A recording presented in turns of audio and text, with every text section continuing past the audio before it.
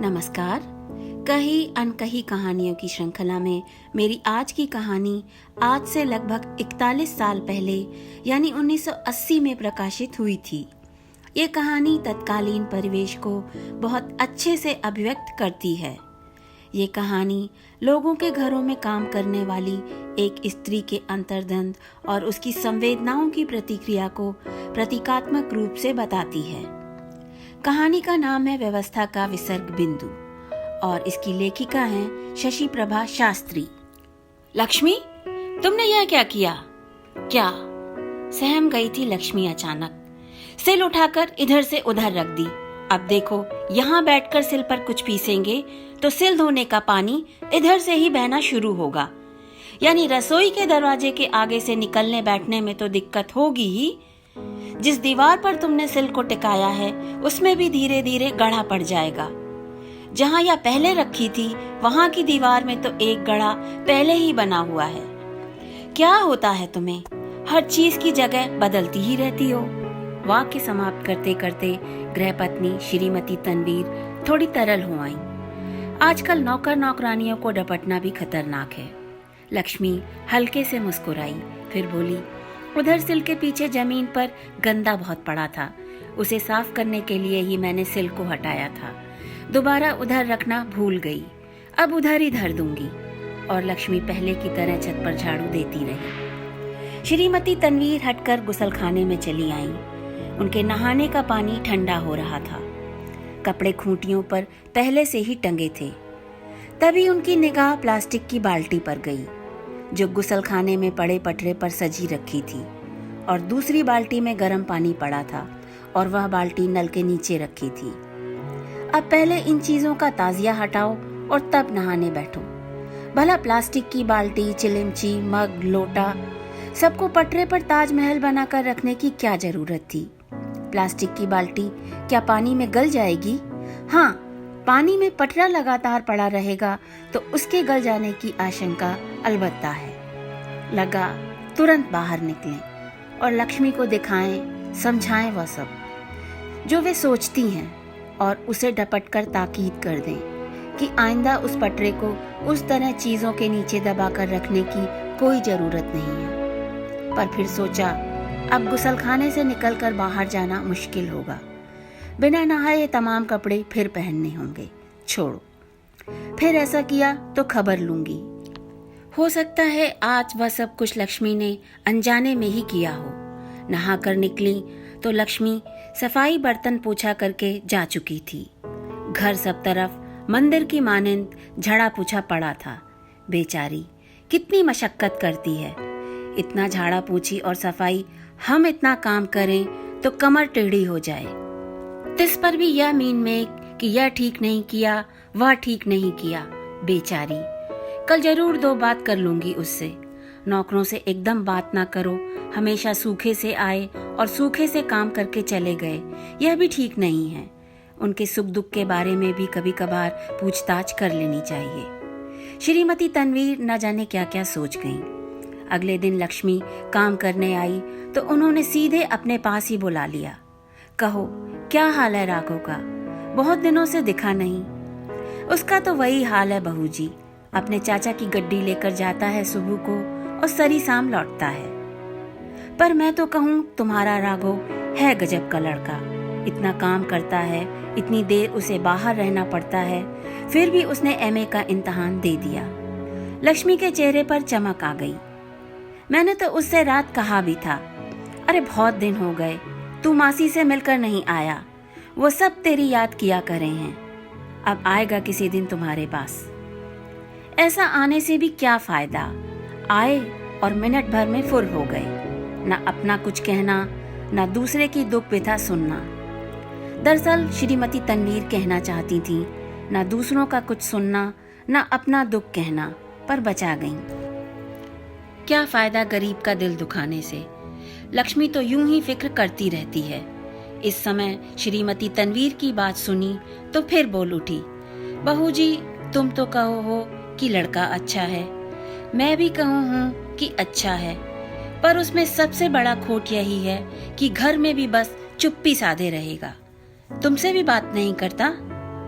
अजी कहाँ जी, बस घर में झांकेगा, देखेगा अंगीठी भक रही है और उस पर तवा रखा है, थरिया में आटा उसना पड़ा है तो भीतर आएगा, बोरी की आसनी बिछाकर बैठ जाएगा और चुपचाप रोटी खा लेगा। और कहीं उसने देख लिया कि अंगीठी के कोयलों से धुआं निकल रहा है, अभी पूरी तरह भक नहीं रहे हैं, तो बस वैसे ही लौट जाएगा। मैं कभी कहूँ भी हूँ कि बेटा तुझे सोचना तो चाहिए कि तेरी माँ सुबह से शाम तक कितना खटती है, घर का तो देखती ही है, बाजार हाट का भी ढोती है, कभी पाव आध पाव दूध तू ही सामने लाके रख दिया कर, तो कभी जो काम कर दे, बस इस कान से सुनेगा और दूसरे कान से निकाल देगा। हाँ, बच्चा है अभी, जब तक माँ है तब तक काम क्यों करे, यही सोचता होगा। श्रीमती तनवीर को लगा आज की तारीख में उन्होंने नौकरानी से काफी बात कर ली है। वे बिस्तर पर बैठी थीं, वहां पास रखी ऊनी चीजें बनाने की डिजाइनों वाली कॉपी पड़ी थी, उसे ही उठाकर पढ़ने का नाटक करने लगी। पर लक्ष्मी को आज मालकिन से इतने दिनों बाद बात करने का मौका मिला था।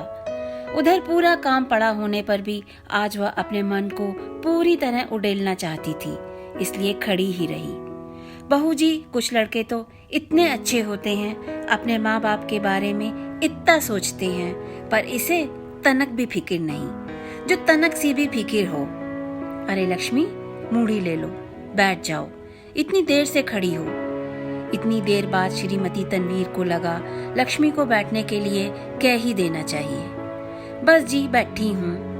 अभी तक दीवार से टिकी लक्ष्मी मूढ़ी पर रखे कपड़ों को हटाकर बड़े सलीके से बैठ गई। फिर छोड़ी हुई बात के सूत्र को जोड़ती हुई बोली, अब बोलो, कुल 100 रुपए लाता है, 100 रुपए में क्या बनता है?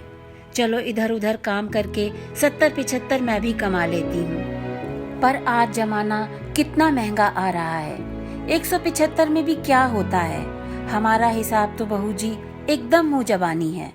8 आने रोजाना का दूध, 1 कनस्त्री मिट्टी का तेल, 5 रुपए की सिगड़ी के कोयले, 4 कम 40 रुपए का आटा। और लक्ष्मी पूरे महीने का मीजान लगाकर बताने लगी। उसमें अपने निजी खर्चे का कोई आइटम नहीं था। श्रीमती तनवीर के पास अधिक सुनने का समय नहीं था। प्रकरण समाप्त करने की दृष्टि से ही बोली, चलो सब समझ जाएगा, कल को शादी हो जाएगी, बहू आ जाएगी तो सब संभाल लेगी। अजी बहू जी, कब कैसे होगा इसका शादी ब्याह? 2 कम 26 का तो हो लिया। कुछ सोच रही हो शादी ब्याह की बात? लगाया कोई लग्गा? कहाँ जी, अभी तो कहीं कुछ नहीं हुआ। सोच रही हूँ अब अपने गांव जाऊं, वहाँ कुछ बातचीत उठे शायद। इधर तो कहीं कोई नहीं दिखता। गांव में भी हमारी भाभी ने बात उठाई थी एक दफा, तो लोग बाग पूछते हैं कितने की नौकरी है और क्या नौकरी करता है। अब तुम ही बताओ बहू जी, 100 रुपए में तो हम 2 प्राणियों का गुजारा ही मुश्किल है। सो तो है, एमए तो है ही, कहो कहीं टाइप वगैरह सीख साख ले, शायद कहीं कोई क्लर्क की जगह मिल जाए। अब तुम्हारे पास ही भेजूंगी, तुम ही समझाइयो उसे। ठीक है। श्रीमती तनवीर ने छुट्टी ले ली, जब आएगा तब की तब देखी जाएगी। श्रीमती तनवीर बाजार से लौट कर आई तो हैरान रह गईं। कमरा साफ सुथरा पड़ा था। लक्ष्मी शायद पोछा लगा चुकी थी, पर कमरे में आज जो असाधारण बड़ा बड़ापन नजर आ रहा था, उसी ने श्रीमती तनवीर को विस्मय में डाला हुआ था। शायद यह ज्यादा सफाई का ही परिणाम हो, पर अचानक कोने में निगाह गई तो वे हैरान रह गईं। कोने में रखे हुए बड़े शीशे के सामने रखी हुई चीजों की छोटी रैक अब शीशे के सामने ना होकर उसके बराबर में रखी हुई थी, इसलिए वहां जगह खाली हो गई थी और इसलिए कमरा बड़ा बड़ा दिख रहा था। कमाल है, यह लक्ष्मी की ही करामात है। पर उसके दिमाग में आज यह बात आई तो कैसे आई? क्या सचमुच कमरे को बड़ा दिखाने के लिए ही उसने रैक की जगह बदली होगी? इतनी तो दिमाग वाली नहीं समझती मैं उसे कि वह इतना विज्ञान जानती है कि कहाँ चीज रखने से कमरा बड़ा या छोटा दिखेगा। चलो, झाड़ने पोंछने वाले के मन की मर्जी, जहाँ चाहे चीज रखे हटाए। अधिक कुछ कहने की शक्ति नहीं थी, इसलिए चुपचाप पलंग पर पड़ रही। आंखें मूंद गईं थोड़ी देर के लिए। तभी लक्ष्मी आई। दरवाजे पर खड़ी होकर बोली, बहू जी कल मैंने राघव से बात की थी। क्या? देह में खूब थकान भरी थी, आंखें खुलने पर नहीं आ रही थीं। फिर भी श्रीमती तनवीर ने आंखें बंद किए ही पूछ लिया, क्या? किस बात की? वो आपने कल जो राघव को टैप की बात की थी ना, उसी के बारे में। वो तो कह रहा था कि टैप उसे आता है, पर स्पीड यानी टाइप करने की स्पीड भी तो होनी चाहिए। खैर, उसे तुम इधर भेज देना, साहब से मिल लेगा और बात कर लेगा। ठीक। लक्ष्मी से वे थकी होने पर भी ठीक तरह से बात कर सकी हैं, इसका उन्हें संतोष था। नौकरों पर रौब जमाने और उनकी उपेक्षा करने की आदत श्रीमती तनवीर में यूं भी नहीं थी। 3 दिन हो गए, न राघव आया, न श्रीमती तनवीर ने उस संबंध में कुछ पूछा पाछा। सोचा जिसकी गरज है, जब वही चिंता नहीं कर रहा है तो छोड़ो। पर उसी दिन शाम को शहर के बड़े सर्वे दफ्तर के फैलाव की बात जब घर पर आए एक मेहमान बताने लगे तो अचानक राघव का ध्यान आ गया। अगर दफ्तर बढ़ेगा तो उसमें नई नियुक्तियां भी होंगी। जी हाँ, करीब 18 नए क्लर्कों की नियुक्तियां की जाएंगी। हमारा भी एक आदमी है, अगर उसे किसी तरह नौकरी मिल सके तो। MA है, BCom किया है उसने। डिवीजन वगैरह अच्छा नहीं है, पर टाइप जानता है। बेचारी की माँ इतनी गरीब है कि इसलिए चाहते हैं। उस व्यक्ति का नाम रोजगार दफ्तर में दर्ज है? वो तो पता नहीं है मुझे, पूछकर ही बताऊंगी। आप पूछ लें, फिर उसे मेरे पास दफ्तर में भेज दें। 10 बजे सुबह से 4 तक मैं वहीं रहता हूँ। ना मिलूं तो किसी से पूछ भी सकता है, कहूंगी। शाम को लक्ष्मी आई तो बात को खूब चमकीला बनाकर श्रीमती तनवीर ने बताया कि आज मैंने बड़े दफ्तर के एक आदमी से राघव की नौकरी के बारे में बात की थी। तुम उसे भेजो तो सही, तुम तो कह रही थी कि तुम उसे भेजोगी। तुम्हारे पास नहीं आया वो? आता तो मैं तुमसे कहा ना होता, वह तो आया ही नहीं। नहीं, आज मैं राघव को जरूर भेजूंगी, तुम निश्चिंत रहो। निश्चिंत हम रहें? तुम सोचो, अगर उसे यह नौकरी मिल जाए तो पूरे 450 रुपए मिलेंगे। आजकल तनख्वाहें अच्छी जो हो गई हैं। 100 बात तो है, अच्छी नौकरी मिल जाए तो उसका भी घर बस जाए। तुम घर बस जाने की बात कह रही हो, तुम्हारी तो दुनिया ही बदल जाएगी। अभी उस दिन तुम कह रही थी कि तुम्हारा मकान भी ठीक नहीं है, इतनी तनख्वाह मिलेगी तो अच्छा मकान भी ले सकोगी। मकान कहो तुम उसे? तुम देखो तो बहू जी हैरान रह जाओ। बस एक कुठरिया है, ऊपर टीन है, फरस में इतने गड़े हैं। गर्मियों में टीन बुरी तरह तपती है और बरसातों में पूरे टाइम टपकती है। सारे गड़े बुरी तरह भर जाते हैं, कहीं सिगड़ी रखने की जगह नहीं बचती। और कोई दूसरा कमरा? हंसी लक्ष्मी एक बारगी अट्ठा हंस करके। दूसरा कमरा? मैंने आपको अभी बताया ना, एक कुठरिया भर है। नहाना धोना भी मकानदारिन के गुसलखाने में ही होता है। सुबह जल्दी उठ के काम कर लो तो कर लो, फिर जो उनके बाल बच्चों की भीड़ लगती है तो लंबर ही नहीं आने देता। तभी मैं कहती हूँ किसी तरह राघव को नौकरी मिल जाए तो सब दलितर कट जाए। और किराया क्या देती हो तुम अपने मकान का? साथ ही पूछ लिया श्रीमती तनवीर ने। पूरे 25। श्रीमती तनवीर ने ध्यान नहीं दिया, वे समझ गईं। 25 रुपए में इससे ज्यादा मिलेगा भी क्या? शाम को राघव आया था, उटंगा सा मूढ़े पर बैठा रहा। उसने बताया था टाइप उसने कभी सीखा था, अब क्या स्पीड होगी वह नहीं जानता। अब तो कुछ भी सीखने की फुर्सत ही नहीं है। जहां अपने चाचा की गड्डी पर काम कर रहा है, वे तो उसे आधे घंटे की छुट्टी भी नहीं देंगे। हाँ, रोजगार दफ्तर में नाम उसने दर्ज करवाया हुआ है, समय पर वह उसे रिन्यू भी करवा लेता है। पर जब तक स्पीड नहीं होगी तब तक तुम कंपटीशन में कैसे आओगे? जी, मैं कोशिश करूंगा, फिर से प्रैक्टिस कर लूंगा। हाँ, कर डालो तो। श्रीमती तनवीर आगे कुछ भी नहीं कह सकी। तनवीर साहब भी देखते रहे थे। लड़का उठकर हल्की सी नमस्ते करके चला गया। इस हाल से इसे नौकरी मिलने से रही, यह तो इसकी दशा है। न ढंग से बात की, न 2 मिनट बैठा, न कुछ समझा बात को। उसने यह भी नहीं सुना कि कम से कम वह एक एप्लीकेशन तो दे दे, प्रैक्टिस फिर बाद में करता रहेगा। चलो, यह तो मैं उसकी माँ से कह दूंगी कि वह एक एप्लीकेशन भिजवा दे, पर लगता है वह किसी भी बड़े आदमी के सामने मुंह से मुंह बात भी नहीं कर सकता। कुछ आत्मविश्वास डिग गया लगता है उसका। देखा नहीं तुमने किस तरह जमीन पर पूरे टाइम पैर घसीटता रहा। श्रीमती मेहताब कह रही थी कि उनके पास गया था एक दिन तो पूरे समय नाखून नोचता रहा दांतों से, कहीं कोट के फूसड़े निकालता रहा, सीधी आंख करके किसी से बात ही नहीं कर पाता। जाने दो, हमारा काम था कहना, कह दिया।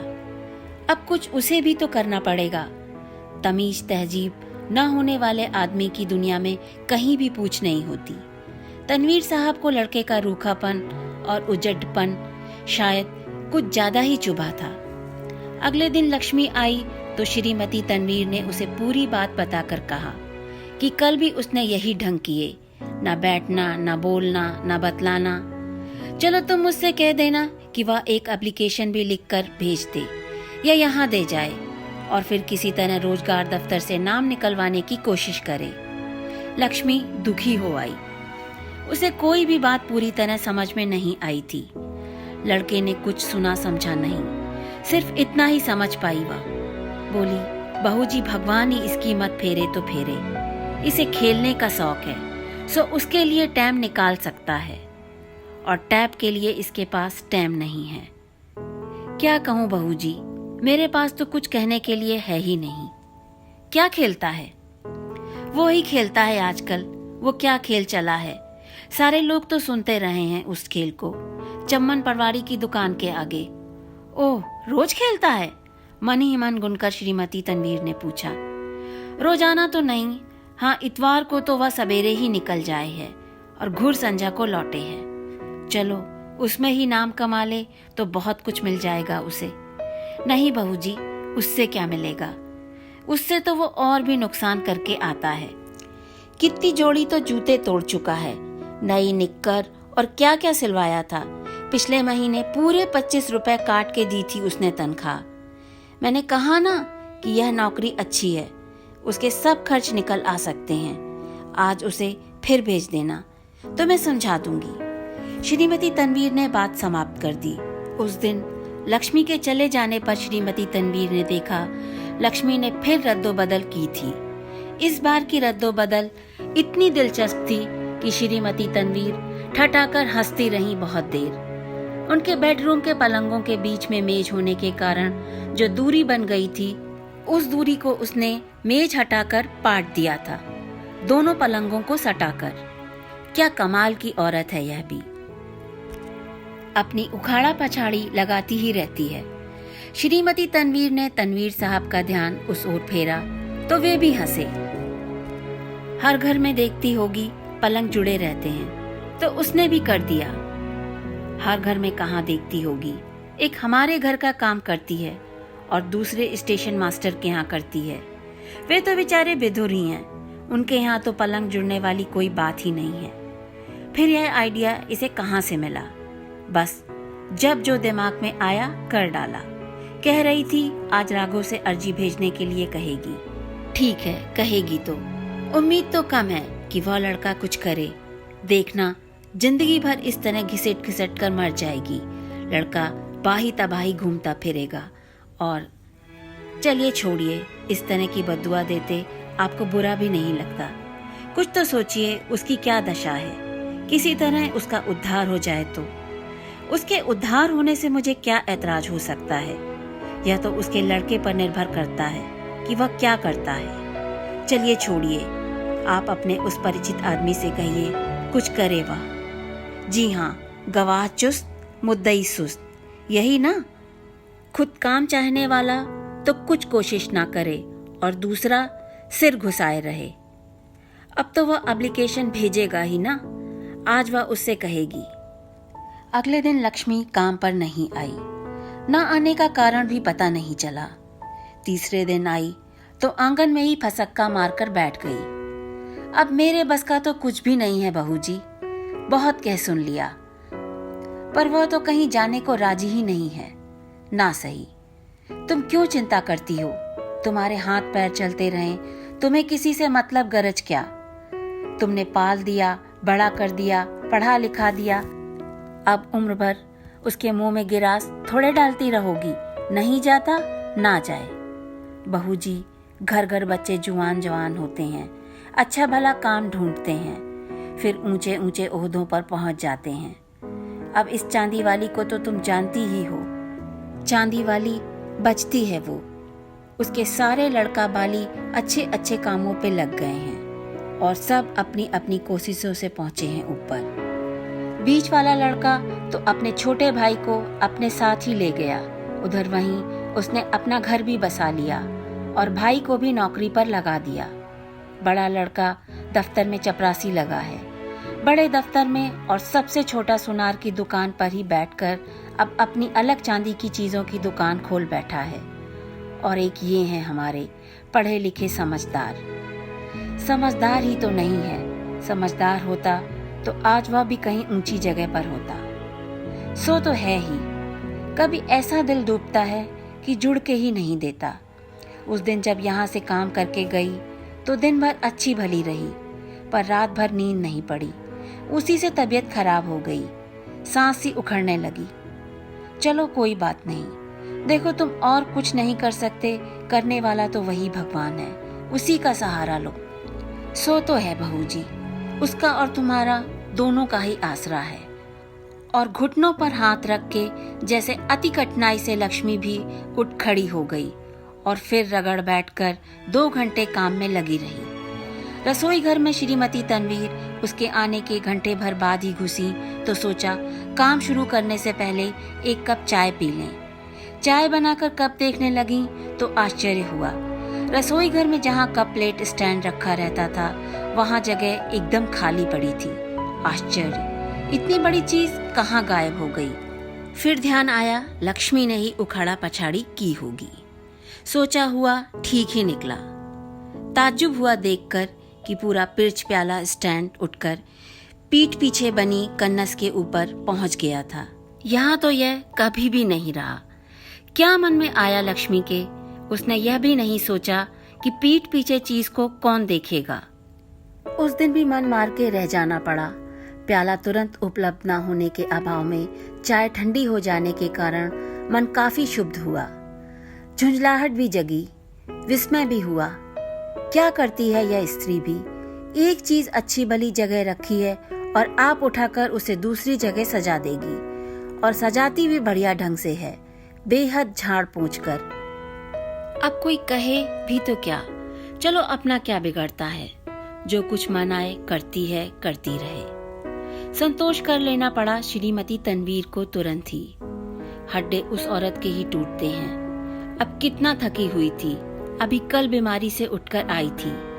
पोले से काम निपटा कर चली जाती, पर नहीं। उस दिन भी श्रीमती तनवीर सब कुछ देख सुनकर चुप ही रह गई थी, पर आज के दिन जब उखाड़ पछाड़ की आवाज सुनाई दी तो हैरान रह गई। घबराकर पास जाकर पूछना ही पड़ा, लक्ष्मी, यह तुम्हें होता क्या है?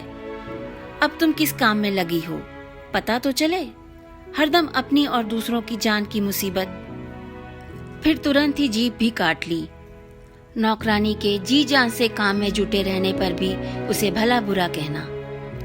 दीवार में जगह बेजगह छेद हो रहे हैं और घर की पारिवारिक तस्वीरों से तुम्हें मतलब क्या? भाई, तुम्हारा काम चौका बर्तन झाड़ा पोछी करना है, न कि दीवारों की संभाल सुधारी करना। आजकल तो नौकर नौकरानियां कामचोर होते हैं। जितना काम उन्हें सौंपा जाता है उसे करने में ही जी चुराते हैं, और यहाँ यह फालतू काम में जुटी पड़ी है, खुद ब खुद निरर्थक। फिर भी पूछ ही लिया, क्या कर रही हो लक्ष्मी? बहू जी, साहब और बड़ी माताजी की तस्वीरें जोड़ के लगा रही हूँ। क्यों? इससे क्या? साहब और अपनी बहू जी की तस्वीरें जोड़ती तो कुछ बात भी बनती। श्रीमती तनवीर हंस दी यूं ही। आज तुझे बड़ी माताजी की खूब याद आई। उन्हें तो मैं बरोबर याद किया करूं हूँ बहू जी। जब से वो सुरख सिधारी हैं, तब से कोई दिन जाता होगा जब मुझे उनकी याद ना आई हो। जब जब मैं इस घर में आई हूँ, मुझे उनका हमेशा भूले का पड़ता है। पर आज इतने दिनों बाद सोच को तिलांजलि दे श्रीमती तनवीर ने अपना मन फिर किसी तरह काम में लगाया। दोपहर बाद पड़ोसन सहानुभूति के लिए आई, तभी उन्हें पता चला कि राघव 2 दिन से घर नहीं लौटा था। यह भी पता चला कि वो क्रिकेट टीम में भर्ती होने बंबई चला गया था। पर लक्ष्मी ने तो मुझसे कुछ भी नहीं कहा होगा। आज जब हमारे घर के सामने से निकल रही थी तो बड़ी उदास थी। मिस्टर तनवीर उसके लड़के के लिए कुछ कर रहे थे ना, इसलिए डर के मारे कुछ नहीं कहा होगा आपसे, पड़ोसन ने समझाया। पर बंबई इतनी दूर? और क्या, फिल्मों के लिए लड़के बंबई नहीं भागते उसी तरह। ओह, बेचारी के कितने अरमान थे, क्या क्या सोचती थी, कुछ भी पूरा नहीं हुआ। बस अपने सोच में ही डूबी रहती थी और उस सोच में ही गुदकर क्या क्या उलट पुलट करती रहती थी। वाक्य श्रीमती तनवीर ने पूरा कर ही दिया किसी ढब।